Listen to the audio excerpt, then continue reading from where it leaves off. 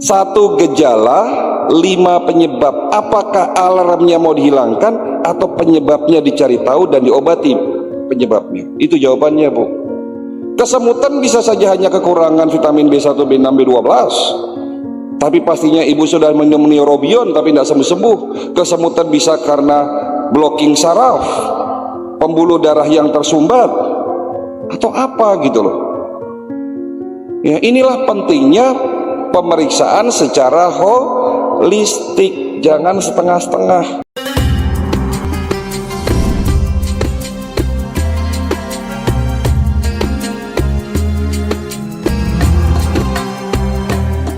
Silakan, Pak. Bismillahirrahmanirrahim. Assalamualaikum warahmatullahi wabarakatuh. Waalaikumsalam warahmatullahi wabarakatuh. Dok, saya ini pernah kuliah di pelayaran, kemudian punya dosen, dan dosen mengatakan, kalau kalian menguasai frekuensi, mungkin maksudnya energi dalam tubuh, Pak, frekuensi, maka kamu akan menguasai dunia, dan kalau kamu menguasai frekuensi, maka kamu akan sehat. Kira-kira maksudnya apa, Dok, ya? Sampai sekarang saya nggak kenal sebenarnya. Terima kasih. Assalamualaikum warahmatullahi wabarakatuh. Waalaikumsalam warahmatullahi wabarakatuh. Kalau kamu menguasai energi, itu ya tadi. Kalau kamu menguasai energi, kamu akan menguasai dunia dan kamu akan sehat. Tadi saya sudah katakan, Pak, bahwa tubuh kita ini dibagi menjadi 3 unsur. Unsur fisik, unsur pikiran, mind, dan unsur jiwa. Nah, fisik kita itu dibagi 2, fisik yang terlihat dan fisik yang tidak terlihat. Di dalam tubuh kita ada energi. Bahkan kalau ada lagi yang mengatakan ada energi positif, ada energi negatif. Tetapi saya melihat dari ilmu kedokteran TCM Cina bahwa tubuh kita bisa sehat karena ada unsur energi yang saling mendukung antara fisik dan energi. Tadi saya sudah bahas, Pak. Ini tidak dibahas dalam ilmu kedokteran medis konvensional ala barat. Kalau pengobatan Ayurveda India itu namanya ada energi, ya, ada energi yang membuat tubuh kita sehat. Saya lupa namanya tuh apa ya. Tetapi kalau Cina disebut sebagai energi Qi. Nah, ini Bapak harus seimbangkan. Hari ini pengobatan seperti akupunktur, pijat refleksi, ya, itu sebetulnya tujuannya untuk menyeimbangkan energi tubuh. Tidak boleh berlebih, tidak boleh kurang, gitu. Jadi mungkin yang dimaksud itu, Pak, ya. Oke, ada pertanyaan lain? Ada, Pak. Ya, silakan. Pak. Ya, silakan, Bu. Ya. Assalamualaikum warahmatullahi wabarakatuh. Waalaikumsalam warahmatullahi wabarakatuh. Ini yang kami tanyakan, itu mewakil dari ibu-ibu juga ada. Yang pertama yaitu kita sering mengalami kesemutan, dan yang kedua kalau keadaan perut kosong kadang-kadang kayak sempoyongan gitu, Pak. Itu apa penyebabnya gitu? Terima kasih. Terima kasih, Bu, atas pertanyaannya. Saya tanya sama Bapak, kesemutan, sempoyongan itu penyakit atau alarm tubuh? Alarm tubuh. Saya tanya kepada ibu yang bertanya, apakah ibu ingin mendapatkan jawaban yang tepat? Apa penyebab sakit? Apa penyebab kesemutan dan sempoyongan? Atau jawaban yang kira-kira? Sekali lagi saya tanya, ibu tadi tanya kesemutan, Dok, dan sempoyongan, apa penyebabnya? Saya balik tanya, apakah ibu ingin mendapatkan jawaban yang tepat atau kira-kira? Jawaban yang tepat. Medical check up. Saya tidak mau kira-kira, Bu. Betul tidak, Pak? Pasien datang sakit pinggang, kira-kira saraf kejepit, ternyata bukan. Kira-kira gangguan ginjal, ternyata bukan. Setelah di check up, ternyata gangguan di rahim. Pasien datang, Dok, saya kok sering mual, sering kembung, kira-kira dispepsia, gastritis, sakit mah, diobati terus, tidak sembuh-sembuh, ternyata batu empedu. Pasien datang, kira-kira pusing. Kemarin waktu saya ngisi ceramah di Tangerang juga, setelah acara selesai, rombongan ke klinik saya, 30 orang, Pak. 27 orang kemarin. Semuanya mau diperiksa medical check up dengan teknologi kita. 5 orang pusing. Apa penyebabnya dok? Ya udah kita lihat. Hasilnya keluarkan.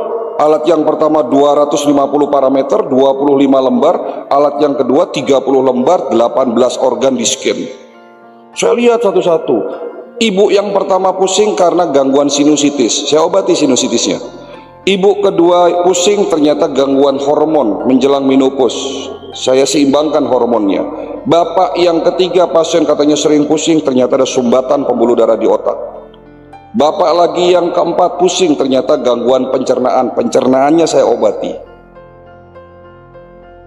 Ibu yang kelima pusing, setelah dilihat ternyata tidak ada penyakitnya. Loh kok pusing dok? Ibunya ngaku, pusing saya kalau kantong saya bolong dok. Satu gejala, 5 penyebab. Apakah alarmnya mau dihilangkan atau penyebabnya dicari tahu dan diobati penyebabnya? Itu jawabannya bu. Kesemutan bisa saja hanya kekurangan vitamin B1, B6, B12. Tapi pastinya ibu sudah minum neurobion tapi tidak sembuh-sembuh. Kesemutan bisa karena blocking saraf, pembuluh darah yang tersumbat, atau apa gitu loh. Ya, inilah pentingnya pemeriksaan secara holistik, jangan setengah-setengah. Gitu ya bu. Bukannya saya pelit ilmu, enggak. Pastinya kalau saya jawab pun tidak akan puas dengan jawaban saya karena kira. Jadi kalau bapak hari ini tanya, dok kenapa saya begini, dok kenapa saya begitu, kenapa alarm saya bunyi, jawabannya satu, ya wes medical check up holistik. Kenapa bu? Nggak dengar saya. Di mana? Di Poris. Mohon segera dioperasikan kliniknya di dekat Marala. Di basement bisa Pak, di depan juga mau Yo, ada. jangan nunggu klinik di Tangerang buka. Tangerang Depok ya nggak jauh kok. Hah? Memang begitu Pak. Kalau belum sakit pasti jawabannya nggak sempat dok, jauh dok. Tapi pasien saya yang sudah kanker, jantung, stroke, gagal ginjal, ada yang dari Semarang, ada yang dari Surabaya, dari Sumatera, dari Kalimantan, sebulan sekali naik pesawat kok mau bu? Nun sewu ya. Masih deket kok Tangerang, Depok, saya tadi perjalanan hanya 40 menit kok. Ya. Iya. Dok, itu kalau misalkan kita daftar, apa ada daftar tunggu pakai nomor apa gimana gitu, apa janjian dulu? Iya bu, karena pasien yang menjadi pasien khusus kami hari ini sudah terhitung 35.000 orang. Ya, tapi insya Allah nanti saya mau kasih hadiah buat bapak. Hadiah ini diberikan bagi bapak ibu yang masih stay di klinik ini, masih stay di masjid ini sampai selesai. Ya. Luangkan waktu sedikit lagi Pak untuk mendengarkan saya. Ya, insya Allah ini menjadi ilmu yang bermanfaat ya. Oke, silakan. Terima kasih dok. Saya termasuk yang sangat memperhatikan tadi uraian dokter. Saya orang Cinere, jauh dari sini. Saya lagi jagain ibu saya lagi di ICU. 1 tahun yang lalu dok, saya pribadi umur saya 56 kena serangan penyumbatan pembuluh darah. Saya dipasang kateter. Oke. Kata dokter saya ini sekarang mukjizat hidup kembali, second chance. Nah, persis tahun yang lalu. Dan sekarang obat-obatan saya macam-macam dok, pengencer darah, yang nurunin ini macam-macam deh. Memang penyebabnya adalah katanya sih dia awalnya diabetes dan sebagainya. Yang dokter katakan itu betul pola hidup. Pertanyaan saya, saat ini obatan-obatan saya banyak nih dok. Ini udah hampir setahun. Gimana? Apakah saya terus tergantung sama obat atau sebaiknya bagaimana? Nah, dokter bilang jangan sampai tinggalkan obat pengencer darah sekalipun. Mohon penjelasannya. Terima kasih dok. Ini kasus beliau ini kasus yang setiap hari saya tangani. Dok, saya sakit diabetes, saya jantung, bla bla bla bla, saya sudah banyak minum obat, ada yang 4 macam, ada yang 5 macam, bahkan ada yang 7 macam sekali makan. Sudah bosen dok. Sementara dokter di luar sana mengatakan jangan stop, jangan sekali-sekali memberhentikan obat. Pengobatan holistik saya katakan tidak menggantikan medis. Di saat pasien yang sudah terlalu lama minum obat, kita akan melakukan perbaikan secara pelan-pelan. Mulai dari kita bersihkan tubuh Bapak, kita lancarkan semua sistem, baik sistem peredaran darah dan saraf, kita kuatkan, kita tingkatkan dan kita cerdaskan sistem imun, dan kita rebuilding sel-sel organ yang rusak. Setelah tahapan terakhir ini terjadinya rebuilding atau regenerasi sel yang rusak, di saat itulah obat kimia yang selama ibu bapak makan, kita turunkan dosisnya pelan-pelan dengan cara tapering off. Tidak boleh langsung dihentikan mendadak, itu salah. Kalaupun pahit-pahitnya terpaksa, minimal obat ini dosisnya diturunkan lebih banyak daripada dosis pertama. Kalau sudah terjadi perbaikan, dan memang perbaikan ini terkadang tidak bisa 100% mengingat usia, tapi minimal obatnya kita kurangi maupun dosisnya kita kurangi. Itu caranya Pak. Tapi alhamdulillah pasien-pasien kami yang mengikuti teknik tahapan pengobatan holistik dengan cara yang benar, dalam waktu 6 bulan terjadinya perbaikan, bahkan ada yang sembuh total tanpa lagi harus minum obat. Ya, gitu Pak. Tapi harus melalui tahapan pemeriksaan MCU secara holistik. Jadi semua pasien yang datang ke klinik kita lakukan medical check up secara holistik. Dengan teknologi pertama Human Resonance Magnetic Analyzer, hasilnya keluar angka. Kedua, scanning dengan teknologi 3D-NLS Bioscanner. Mau Pak periksa? Ada tapinya enggak? Dok, Ya, nanya lagi. ya silakan terakhir ya. Assalamualaikum warahmatullahi wabarakatuh. Waalaikumsalam warahmatullahi wabarakatuh. Saya kena penyakit pinggang dari umur mungkin 16 tahun atau 15 tahun. Sakit pinggang. Pinggang, bukan sakit pinggang. Jadi pinggangnya itu tulangnya naik satu. Ya, tapi nggak dirasa dari dulu sampai umur 35-40 barangkali. Periksa ke dokter. Waktu mudanya nggak punya uang, nggak punya segala macam, jadi tidak bisa berobat gitu. Umur 40 tahun saya bawa ke dokter, ke saraf. Kena lambat ini 4-5. Singkatnya apa Pak pertanyaannya? Jadi sekarang saya disuruh RMI dioperasi sama dokter Andri dulu. Saya bilang ini udah lama, takut malah makin lumpuh saya nanti gitu kan, takut lumpuh. Jadi saya minta diterapi aja. Tapi tidak salah udah 15 tahun nih saya diterapi terus. Nah, Pertanyaannya apa Pak? diterapi. Jadi kalau untuk berobat ini kan dari pinggang asal mulanya nih. Nah, saran dokter bagaimana Dok? Oke. Ya, Pertanyaannya asam urat atau sakit pinggang? pinggang, tulang pinggang ini. Bukan asam urat itu Pak? Enggak. Jadi pinggang ini saya tinggi satu tulang. Ya. Gini Pak. Ya. Ya, terima kasih atas pertanyaannya. Terkadang memang ada beberapa kasus yang kita membutuhkan tindakan operasi. Ya. Ya, kembali lagi saya katakan holistik ini bukan menggantikan loh. Ya, tetapi melengkapi. Terkadang memang butuh. Ada beberapa kasus yang memang harus dengan tindakan operasi karena sudah terlalu lama terjadinya kelainan seperti itu. Mungkin dari kecil Bapak pernah jatuh sehingga tua baru ngerasa sakit, usia tua di mana tubuh kita sudah mulai melemah, otot tulang melemah, otot melemah, tulang keropos, tapi berat badannya tambah berlebih. Di saat itulah masalah muncul. Jadi yang pertama harus kali Bapak lakukan adalah mencari tahu seberapa rusak kerusakan yang ada di tulang belakang, terutama di daerah lumbar. Itu satu. Kalau memang bisa di treatment, kita akan melakukan treatment. Tapi kalau tidak bisa, saya katakan, oh ini harus dioperasi. Setelah operasi, baru kita lakukan gimana caranya, ya, agar penyakit itu tidak muncul lagi. Begitu Pak. Ya. Jadi kalau memang nanti dari hasil scanning ternyata memang ini benar-benar tidak bisa di treatment dengan terapi maupun obat-obatan herbal, ya saya akan sampaikan, oh ini tidak bisa, ini operasi dulu. Baru nanti setelah operasi kita perbaiki yang tidak ada dalam medis, gitu Pak.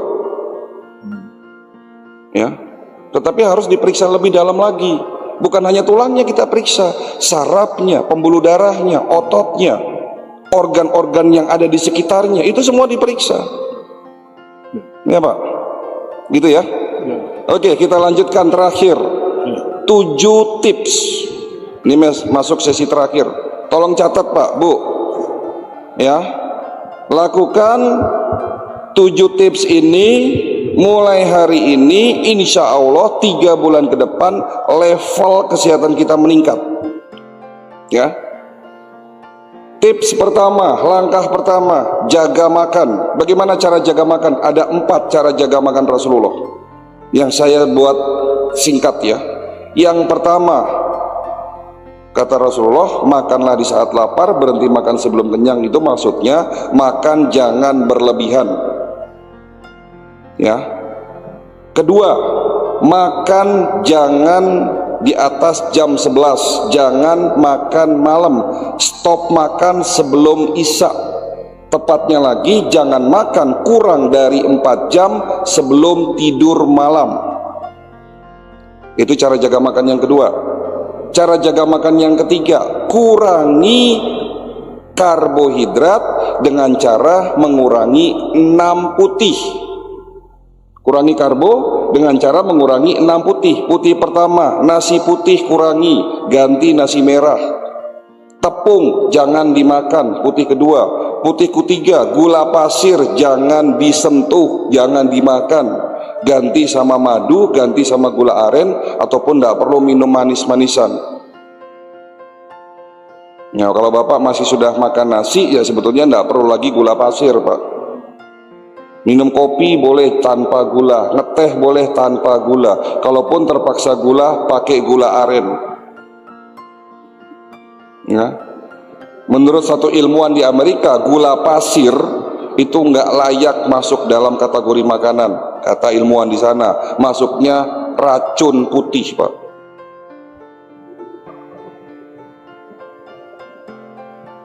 Ya. Jadi kalau mau sehat, jangan makan gula pasir. Yang keempat, kurangi makanan dengan olahan santan. Nasi Padang makanan terenak di dunia, Pak. Boleh, tapi jangan setiap hari, sekali-sekali. Ya Pak, saya orang Jawa tapi hobinya makan nasi Padang. Ya seminggu sekali enggak apa-apa, jangan tiap hari. Terutama yang olahan santannya gitu. Yang kelima, kalau tidak bisa dapat susu murni, susu langsung dari sumbernya, jangan minum susu. Jangan minum susu bubuk apalagi kental manis, hindari. Rasulullah ngajarin minum susu, tetapi yang diminum oleh beliau adalah susu kambing langsung dari sumbernya. Maksudnya itu susu murni, boleh.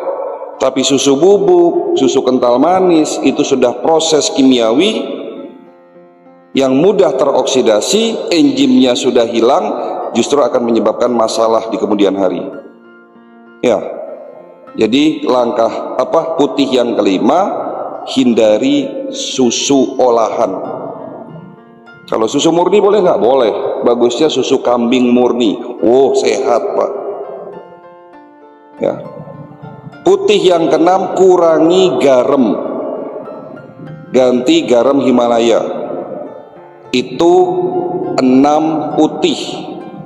Kurangi karbohidrat dengan cara mengurangi 6 putih. Itu tadi jaga makan yang ketiga. Jaga makan yang keempat, makanlah yang halal dan thayyib.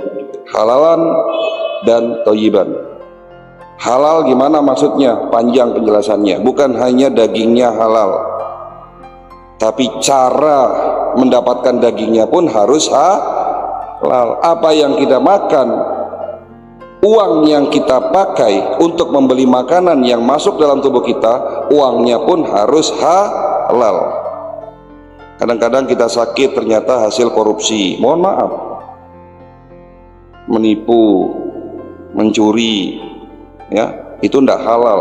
Daging kambing halal, daging sapi halal, nasi halal. Tapi kalau belinya pakai uang haram, ya jadi haram juga masuk dalam tubuh kita. Lalu apa yang dimaksud dengan toyib? Belinya pakai duit halal, dagingnya daging halal, semuanya halal. Tapi makan sate 20 tusuk, ndak toyib, Pak. Paham maksudnya? Maksudnya makan jangan berlebihan, itu toyib. Kalau memang tidak cocok makan udang, ya udah usah dipaksain. Gara-gara makan udang jadi alergi, itu tidak toyib namanya. Ya, jadi kita harus mengenali tubuh kita. Oke, itu langkah pertama, jaga makan. Makan jangan berlebihan, jangan makan malam, kurangi karbo dengan kurangi 6 putih, dan terakhir makanlah yang halal dan toyib. Itu cara jaga makan yang benar. Sebetulnya masih banyak penjelasan lain mengenai cara jaga makan, cuman karena mengingat waktu kita skip dulu yang lain. Langkah kedua, jangan tidur larut malam. Ini tips kedua, dengan syarat lampu dimatikan. Hari ini banyak orang yang sakit, imunnya melemah hanya gara-gara sepele tidur dengan cahaya lampu. Fatimah radhiyallahu anhu ditanya oleh sahabatnya Nabi, apa salah satu rahasia sehatnya Nabi? Fatimah cerita, Nabi tidur dengan kondisi gelap gulita. Setiap mau tidur beliau mematikan sumbu-sumbu api di rumahnya. Tidur dengan gelap gulita. Ternyata diteliti, orang yang tidur dengan tanpa cahaya, hormon melatoninnya akan diproduksi dengan maksimal. Hormon inilah yang membantu diproduksi antioksidan, membuat tubuh kita tidur lelap. Tapi kalau dengan cahaya, hormon melatonin tidak dapat diproduksi, sehingga tidur kita tidak lelap. Produksi antioksidannya terganggu. Nah itu dia. Jadi kalau mau sehat, tidur sebelum jam 11 malam tanpa cahaya lampu. Itu langkah kedua. Langkah ketiga, minum air putih yang cukup secara kuantitas maupun kualitas. Bagaimana caranya? Pagi hari minum 1 gelas, sampai maghrib pastikan setiap 1 jam, haus tidak haus, minum 1 gelas. Cukup kurang lebih 150 sampai 200 cc per jam. Haus tidak haus tetap harus minum 1 jam. Menjelang tidur 1 jam sebelum tidur jangan terlalu banyak minum, Pak. 1 jam 2 jam sebelum tidur justru jangan terlalu banyak minum. Kalau Bapak minumnya terlalu banyak menjelang tidur, justru ginjalnya akan rusak. Ini kan ilmu, banyak yang tidak tahu. Pengen ginjalnya sehat, banyakin minum. Ternyata minumnya mau tidur, diperbanyak malah ginjalnya rusak. Ya, jadi langkah ketiga, minum air putih dengan cara yang benar. Ada adabnya cara minum air putih yang benar. Rasulullah sudah mengajarkan. Yang keempat, ya, lakukan puasa secara rutin. Bapak yang sakit mah puasa, yang sakit jantung puasa, apalagi sakit diabetes puasa, tapi puasa dengan cara yang benar. Rasulullah pun ngajarin bagaimana cara sahur, bagaimana cara berbuka, menunya seperti apa, semua sudah diajarkan. Ya, nanti insya Allah untuk puasa kita skip dulu. Mudah-mudahan di tahun depan, ya di bulan Ramadan kita bisa hadir lagi di masjid ini untuk memberikan manasik kesehatan dengan tema puasa. Ya, oke, itu langkah keempat puasa. Langkah kelima, jaga hati. Mohon maaf, iri, dengki, sombong, takabur, marah, takut yang berlebihan itu menyebabkan imunitas kita turun, menyebabkan fisik kita rusak. Ingat bahwa tubuh kita terdiri 3 unsur, fisik, pikiran, dan jiwa. Salah satunya rusak, salah satunya sakit, akan mempengaruhi yang lain. Iri, dengki, sombong, takabur itu penyakit hati. Buang jauh-jauh. Ada satu penelitian, orang yang sering senyum di pagi hari akan meningkatkan gerakan peristaltik usus, buang air besarnya lancar Pak. Jadi kalau mau BAB-nya lancar, pagi hari sering senyum Pak. Dikit-dikit cemberut gitu kan. Nah ini kemarin nih ada pasien datang pakai kursi roda, stroke. Istrinya dorong si suami, ndak sabaran sampai di klinik kebetulan lagi rame, ndak sabaran, marah-marah, istrinya dimarah-marahin. Saya panggil, Pak, mohon maaf, Bapak kenapa marah-marah? Saya sudah stroke dok, saya ndak mau nunggu lama. Ya kan harus berdasarkan urutan Pak, nomor antrian, yang lain juga pada nunggu. Nggak bisa, saya harus didahulukan. Marah-marah. Saya bilang sama beliau, Bapak ini sudah disentil sama Allah, sudah dikasih penyakit stroke, kok nggak sadar toh Pak, marah-marahnya nggak bisa ditahan, bukannya apa malah tambah marah sama saya, ya tak suruh pulang. Nggak ada bisa sembuh dengan penyakit fisik kita berhubungan dengan hati kita yang sakit. Hari ini kondisi pandemi Pak, banyak orang stres di luar sana. Jangan terlalu takut dengan virusnya. Ya, karena ketakutan yang berlebihan akan menyebabkan justru imun kita turun. Perbaiki nutrisinya, tetap lakukan protokol, jaga jarak, pakai masker, jaga kebersihan, cuci tangan. Itu tetap kita lakukan, tapi jangan terlalu takut. Bukan berarti kita tidak boleh kumpul di sini, penting juga menambah ilmu. Jangan sampai virus ini justru akan membuat bangsa ini menjadi hancur gitu loh. Kita sudah masuk ke dalam resesi Pak, hati-hati. Ya, banyak orang stres di sana. Gimana mau beli makanan yang enak, nutrisi yang benar kalau di PHK? Iya toh, kehilangan pekerjaan. Ya semua serba salah memang. Ya. Jadi yang paling benar adalah jaga hati. Langkah kelima, ya Pak, saya sudah senyum, tapi kok tetangga saya tidak balas senyum. Lah gimana mau tetangganya senyum lah pakai masker? Ternyata lupa maskernya dilepas, ya senyum gitu. Oke, itu langkah keberapa? Kelima ya, jaga hati. Langkah keenam, catat. Kalau mau sehat, olahraga. Olahraga seperti apa? Olahraga teratur, terukur, sesuai umur. Kemarin ada jemaah 5-6 orang sakit pengapuran osteoartritis di sendi lutut. Ada yang saraf kejepit. Ibunya pada teriak, gimana nggak sakit itu bapak-bapak? Lawang setiap hari main bulu tangkis. Usia sudah 50 tahun lebih, jangan main bulu tangkis Pak. Olahraga yang cocok itu apa? Senam pernafasan, Li Tien Kung, senam Tai Chi, senam yoga. Jangan main bulu tangkis. Yang menang ngece, yang kalah gerundel, marah. Bukannya happy malah stroke Pak. Nah ini. Loh iya ya, kan begitu. Yang menang ngece, yang kalah gitu. Yang kalah marah-marah. Oh, olahraga kok dibuat stres. Makanya banyak orang yang kena serangan jantung, stroke di lapangan tenis, lapangan bola, lapangan bulu tangkis. Jangan olahraga yang sifatnya kompetisi, yang usia di atas 50 tahun apalagi 60 tahun. Jangan olahraga yang sifatnya kompetisi. Kompetisi itu bertanding, melibatkan emosi, adrenalin meningkat, kortisol meningkat. Nah itu ya. Jadi olahraga teratur, terukur, sesuai umur.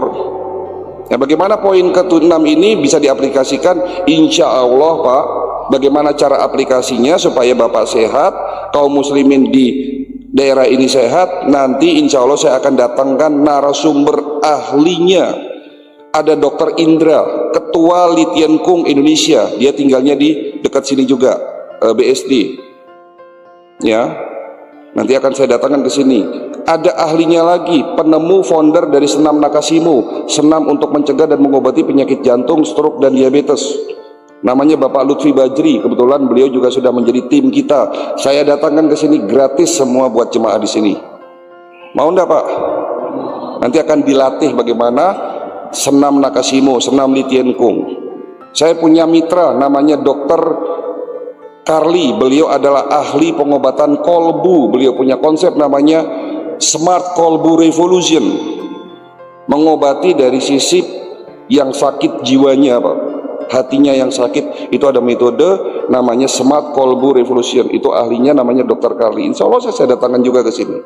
Insya Allah semuanya gratis, nggak ada bayar-bayar. Ya, nah tergantung kepada Bapak nih, mau ndak? Kan gitu. Oke, langkah keenam, olahraga teratur, terukur, sesuai umur. Rasulullah ngajarin olahraga. Olahraganya Rasulullah lari, berkuda, memanah, gulat. Ya, yang namanya kuda ya ndak perlulah kita mosok ya naik kuda. Cukup pit-pitan, Pak. Goes boleh. Kuda gantinya sepeda. Ya, lari, jalan pagi, gitu kan. Memanah, ya ndak usah memanah lah. Ya masih banyak lah olahraga-olahraga yang lain ya. Oke, itu langkah keenam. Kita ulang ya. Langkah pertama jaga makan, langkah kedua apa? Jangan tidur larut malam, tidur dengan tanpa cahaya lampu. Langkah ketiga jaga air putih, langkah keempat puasa, langkah kelima jaga hati, langkah keenam olahraga teratur terukur sesuai umur, langkah ketujuh medical check up sebelum sakit. Itu jawabannya. Oh iya, oh jangan tunda-tunda untuk medical check up. Dok, saya takut ketahuan penyakitnya. Justru kita tahu penyakit kita lebih dini, lebih mudah diobati dan murah. Dok, mahal biayanya. Sehat itu mahal, Pak. Betul nggak, Bu? Sehat itu mahal. Gula pasir sama madu, mahal mana? Madu. Sehat mana? Madu. Satu potong bakwan sama satu buah apel, mahal mana? Apel. Sehat mana? Apel. Minyak goreng sama minyak zaitun, mahal mana, Bu? Minyak zaitun. Sehat mana?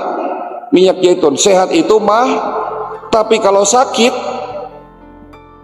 1000 kali lebih mahal. Banyak orang mengeluarkan ratusan juta. Bahkan kemarin saya ketemu Bapak Ketua DKM Masjid Daerah Lenteng Agung, ngeluarin duit 1,2 miliar untuk operasi pasang ring. Ada 7 ring di jantungnya. 1 ring gratis, 6 ring bayar. 1,2 miliar punya uang? Nggak punya. Jual tanah, jual rumah. 15 tahun, 20 tahun saya jadi dokter. 15 tahun saya jadi dokter spesialis naturopati. Didatangi pasien gagal ginjal, jantung koroner, stroke, kanker, udah berat-berat. Susah ngobatinnya. Tapi alhamdulillah sejak program ini berjalan 4 tahun, 5 tahun sampai hari ini, sekarang saya lebih ringan ngobatin pasien kami. Kenapa? Karena yang datang ke klinik kami bukan orang sakit, tetapi mereka yang sehat, mereka yang setengah sakit, dan mereka yang sakit. Tapi yang sakitnya sudah mulai sedikit. Dengan cara apa? Medical check up sebelum sakit. Mau, Pak? Mau enggak, Pak? Mau banget atau mau? Ada tapinya enggak? Sudah lebih dari 30.000 jemaah Jabodetabek melakukan medical check up di klinik kami. Ya, saya informasikan, medical check up itu tidak hanya periksa darah tok, tidak hanya periksa ronsen, rekam jantung, treadmill, tetapi semua pemeriksaan dilakukan. Ya, metodenya dengan 2 alat yang kami punya. Pertama 250 parameter dan kedua 18 organ di scan. Itu kalau di rumah sakit 35 juta, Pak. Tapi berapa di klinik saya? Ada yang tanya tuh. Mau tahu, Bu? Di klinik kami biayanya hanya 1.750.000. Murah atau mahal? Sekarang saya tanya, PCR swab berapa, Pak? Hah? Berapa? 600. Sekarang sudah 600. Dulu berapa? 2,5 juta, turun lagi 2 juta, turun lagi 1.750.000, turun lagi 1,5 juta, kemarin 1 juta, sekarang marah 600. Hah? Ada di sini 600 PCR. Oh, 900.000. Ini 1.750.000, Bapak dapat fasilitas 250 parameter pemeriksaan, 18 organ di scan. Lah monggo cari di Indonesia ada yang murah seperti itu. Tapi saya mau kasih hadiah. Nah, ini hadiahnya. Tolong catat. Ya, pasien umum pasien khusus, pasien umum tidak ada syarat apapun. Bapak datang ke klinik, dilayani pasien umum, biayanya 1.750.000, diperiksa secara holistik. Konsultasi ulang ada biaya konsultasi. Tapi kalau Bapak mau jadi pasien khusus, biayanya, tolong catat, biayanya separuhnya 875.000, lebih murah daripada PCR swab yang hanya periksa COVID, Pak. Orang berbondong-bondong untuk periksa apa? Rapid test. Habis itu PCR. Ini ada pemeriksaan holistik, organ dalam tubuh kita diperiksa. Saya bukan nawarin, tapi ini pilihan. Monggo yang memilih umum atau milih khusus. Tapi yang milih khusus bersyarat. Syaratnya apa? Yang boleh menjadi pasien khusus hanya Bapak Ibu yang hadir di masjid ini saja. Ini hadiah yang saya berikan. Yang sudah telanjur pulang ya nun sewu. Karena Bapak setelah acara ini jika ingin menjadi pasien khusus, silahkan mendaftar sama Mas Takin yang baju merah 7 tangan, atau namanya dicatat pakai kertas, nama dan nomor handphone, cukup seperti itu. Bapak dapat fasilitas khusus dari kami. Apa fasilitas khusus? 1, potongan 50%. 2, konsultasi gratis selama 1 tahun. 3, dapat buku gratis. Judulnya Self Healing Program di Triangle of Heart, penulisnya saya sendiri. Nanti di klinik. Itu syarat pertama. Syarat kedua, waktu pemeriksaan yang menentukan kami. Karena pasien umum tidak ada syarat, pasien khusus ada syarat. Waktu pemeriksaan yang menentukan kami. Kegiatan manasik ini dimulai setiap hari Kamis, Jumat, Sabtu, dan Minggu. Pastinya setiap Kamis, Jumat, Sabtu, dan Minggu selalu ada pendaftaran pasien khusus. Kalau bukan kami yang menentukan, akan menjadi kesulitan bagi kami untuk mengatur jadwal kedatangan Bapak. Bagi Bapak Ibu yang sudah daftar nanti, kalau memang benar-benar ada waktu hari ini dan dipastikan ada waktu hari ini, nggak usah khawatir Bu. Kalau tadi Ibu bilang jauh, saya kasih fasilitas yang mau jadi pasien khusus, fasilitas tambahannya transportasi gratis, antar jemput gratis Bu. Kapan waktunya? Tolong catat. Setelah Bapak Ibu daftar, pastikan hari ini 8:30 kumpul lagi di masjid ini. 8:30 hari ini saya kirim mobil antar jemput gratis. Bagi pengurus masjid yang tidak bisa karena hari ini hari Jumat ngurusin masjid, kita buat 2 sesi, 8:30 pagi dan bada sholat Jumat jam 1 nanti. Silahkan milih yang mana. Kok enggak besok? Besok jatahnya masjid lain, hari Minggu jatahnya masjid lain. Jangan tunda-tunda. Tapi kalau benar-benar hari ini dok saya benar-benar enggak bisa karena sudah ada janji dengan orang lain, karena sudah ada kegiatan lain yang tidak bisa ditunda, silahkan nanti rembukan sama staf saya di belakang supaya tetap menjadi pasien khusus dan tidak kehilangan kesempatan menjadi pasien khusus. Bapak Ibu sekalian, saya hanya memfasilitasi, bukan bermaksud nawar-nawarin medical check up, enggak. Bapak mau medical check up di rumah sakit, monggo. Mau di klinik lain, monggo. Tapi pesan saya, lakukan medical check up dengan holistik, menyeluruh maksudnya. Ya, jangan sepotong-sepotong. Kalau hanya periksa gula darah, asam urat, kolesterol, itu namanya bukan medical check up. Ya. Jadi sekali lagi teknisnya semua nanti tanya sama staf saya. Ya.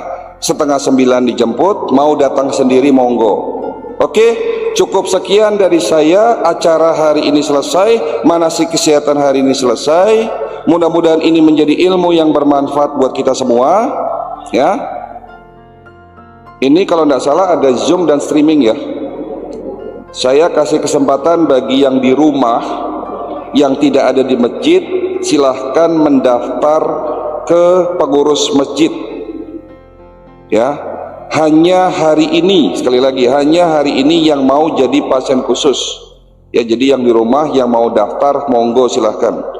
Bagi Bapak Ibu yang di sini punya kesempatan lebih banyak, untuk menjadi pasien khusus. Mohon maaf Bapak Ibu sekalian kalau penyampaian kami barusan ada yang kurang berkenan, tutur kata kami ada yang tidak baik, mohon dimaafkan. Akhirul kalam, wabillahi taufiq wal hidayah. Wassalamualaikum warahmatullahi wabarakatuh.